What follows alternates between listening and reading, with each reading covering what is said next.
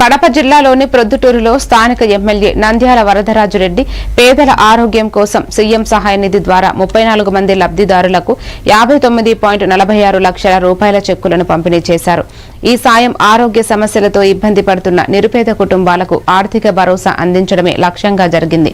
లబ్దిదారులు MLA మరియు ప్రభుత్వానికి ప్రత్యేక కృతజ్ఞతలు తెలిపారు.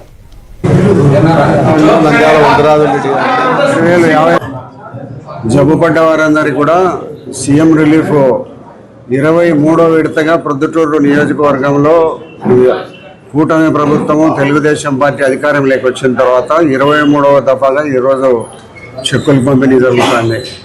వారు ఆర్థిక ఇబ్బందుల కారణంగా ఎన్నో రకాల ఇబ్బందులు పడి ఆస్తులు ఇసుకన్నీ తాకట్టు పెట్టుకొని వాళ్ళు పోయి వైద్యం చేయించుకొని వచ్చిన తర్వాత వారందరికీ కూడా ఇబ్బందులు ఎదుర్కోవాలనే ఒక మంచి ఉద్దేశంతో ఈ ప్రభుత్వం సీఎం రోజు జబ్బు పట్టి ఖర్చు పెట్టుకునే దాంట్లో కొంత డబ్బులు వారికి ఆర్థిక సాయం అందించడం జరుగుతుంది.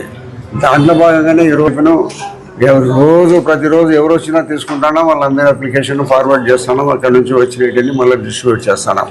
కాబట్టి ఇంత భారీ ఎత్తున సీఎం రిలీఫ్ చేయడం అనేది మన ఆంధ్రప్రదేశ్లో మొదటి స్థానంలో మనం